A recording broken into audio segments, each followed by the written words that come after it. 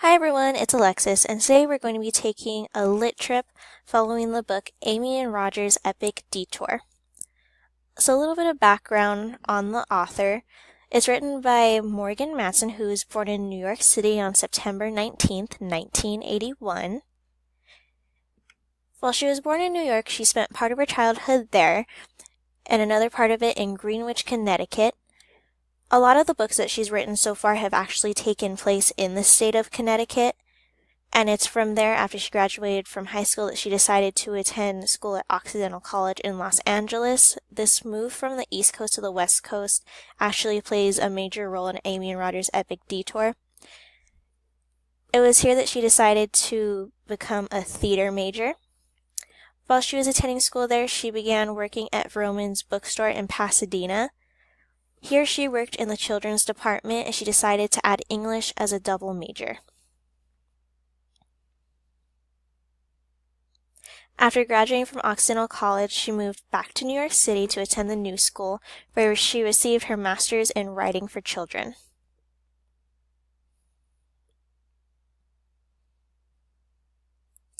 After obtaining her master's degree, she moved back to California, where she attended USC and acquired a degree in screenwriting. After graduating from here, she actually decided to stay in the area, and she currently lives in Los Angeles with her dog.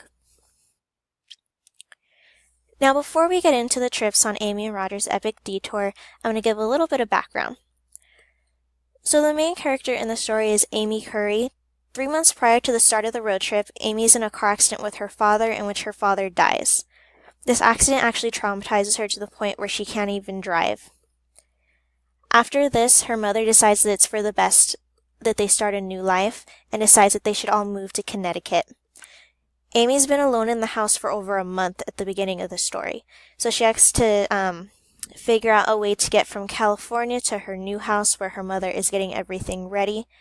So she must drive thousands of miles with the guy that she hasn't seen in years, and his name is Roger. His mom and her mom are actually friends, so while Amy is on her way to Connecticut, Roger is on his way to Pennsylvania to spend the summer with his father.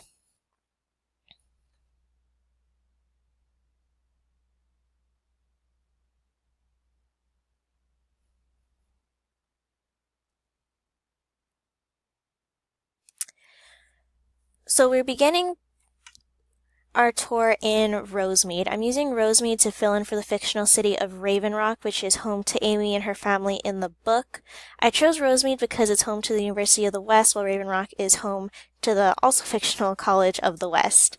So the original plan for this road trip was for Amy and Roger to meet over here in Raven Rock at her house. And it was supposed to be a 4-night trip starting in Raven Rock, spending the first night in Gallup, New Mexico, second night in Tulsa, Oklahoma, the third night in Indiana, and the fourth night in Ohio, and on the 5th day they were supposed to end up in Connecticut. But, of course, nothing goes as planned. And the first stop on their epic detour is to In-N-Out Burger. It's only 20 minutes into their drive, and they stop here because it's a California staple, of course, and they know that they're going to miss it once they get to Philadelphia and Connecticut. That's actually the first of many, many burger stops on their tour.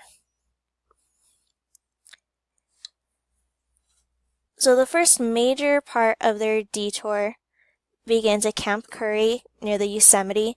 Amy and Roger actually end up staying in a tent over there. It's very awkward because, like I said, they haven't seen each other in years, and they end up having to share one little bed over there. And Roger is actually planning on using this trip to stop and see his on-again, off-again girlfriend. So the entire thing is very awkward, but they stopped there mainly because Amy and her father used to spend every single summer there before he passed away. So Amy and Roger accidentally end up on the loneliest road in America, and this all starts in Nevada. They've never been there before, and they really underestimate how far the stretches are between the desert and finding cities. So they end up making a gas stop in Fallon, Nevada. And from there, after hours and hours of driving, they end up in Eureka, which is deemed the friendliest town on the loneliest road in America.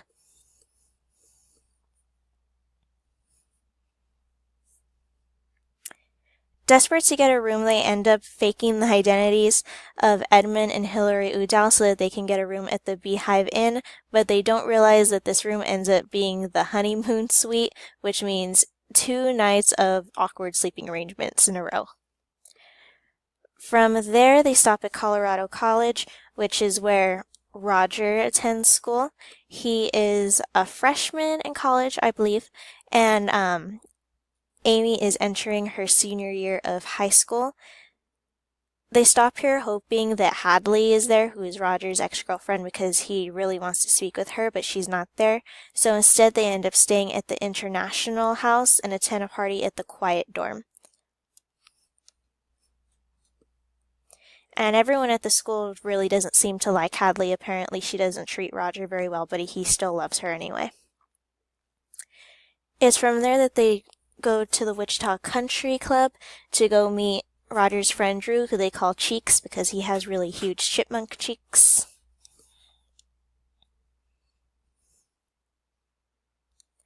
Drew is convinced that they need to stop and try a crumbly burger at New Way, and they actually look really gross if you Google them, but they're supposed to taste really good. They then stop at Freddy's so that they can have a frozen custard, which actually looks really, really good as opposed to the crumbly burgers. After they stop here, they end up going back to the Wichita Country Club, where Amy confesses to one of Drew's coworkers that her father has passed away, and this is actually the first time that she's told anybody that he's gone.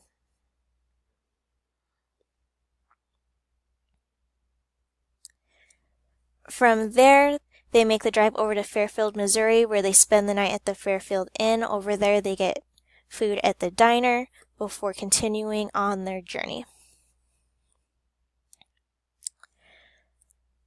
So after that, they make a stop at the Get and Go in Louisville, Kentucky on the way to Roger's on-again, off-again girlfriend's house, Hadley's. She actually lives in the fictional community of Hummingbird Valley right outside of Louisville.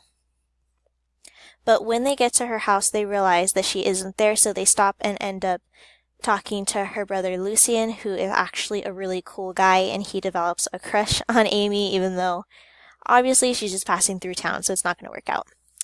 But he ends up being just like a really nice guy, and he takes them on a tour of Kentucky, and they stop by the Louisville Slugger Museum. From there, they stop at the Brown Hotel. Lucien and his family actually have a lot of money, so he treats them to a dinner of a hot brown, which sounds really gross, but is actually a really, really delicious looking kind of fish.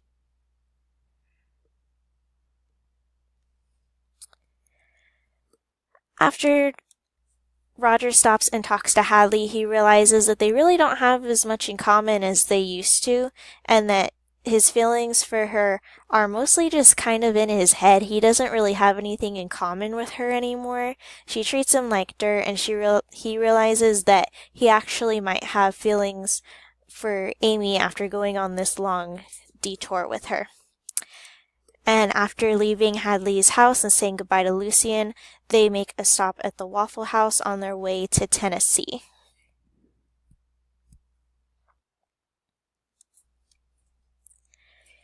It's at this point that they have to stop and call Amy's mother and let her know that their trip's actually going to take a bit longer than the 5 days that it was supposed to, because they've been making so many stops along the way, and she is not happy. But at this point, Amy feels like she owes it to her father to stop and make another trip. This trip is to Graceland. Her and her father and her brother were supposed to make this trip before her father passed away. But really none of the kids really cared for Elvis Presley. But at this point, there's nothing left to lose. So she decides to stop and make the trip. And it's really difficult for her because it reminds her a lot of her father. But this entire journey is a lot about coping with the loss. And this is just another way of Amy learning that her father isn't coming back. and helping her feel a bit better about it. After this, they stop at Crystal Burger, which is another burger joint on their growing list. From there, they stop in Asheville, which is actually a really emotional stop for Amy on their tour. This is actually where her brother Charlie is in rehab for drug abuse. She ends up having to sneak into the building because they're not allowed visitors there, but she needs to stop and have a conversation with him about her father because they never really stopped and talked about his death, and her brother Charlie is getting the help that he needs both for his abuse problem and for the loss of their father, and Amy feels like she really needs to have a conversation about it as well to make her feel better.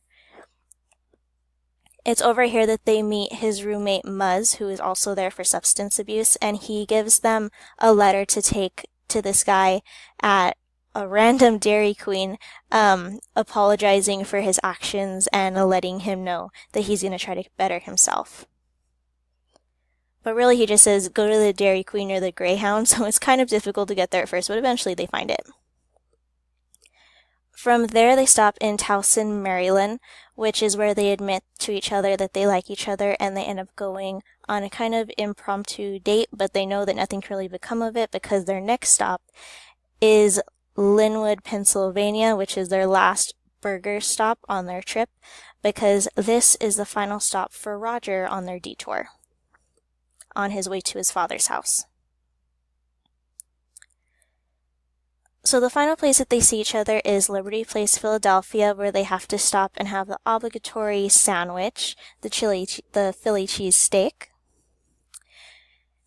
And from there, Amy leaves Roger and she makes the final stop on her trip to Stanwich, Connecticut, which was always the final destination for Amy, even before the detour began. And at this point, she stops and confronts her mother and apologizes for taking 3 extra days than she was supposed to. But this wasn't just an act of, teenage rebellion and not wanting to move to Connecticut, so making the trip extra long. This was a way for her to cope with the loss of her father, and her mother sees that in the end. So this is the final stop of our detour, and this is my Google Lit trip. I hope you liked it. It definitely was a labor of love. It took me about a week to reread through it and write down all of the different destinations and places, but it was definitely worth it, and I loved being able to see this mapped out, and I hope you enjoyed it. Have a nice day.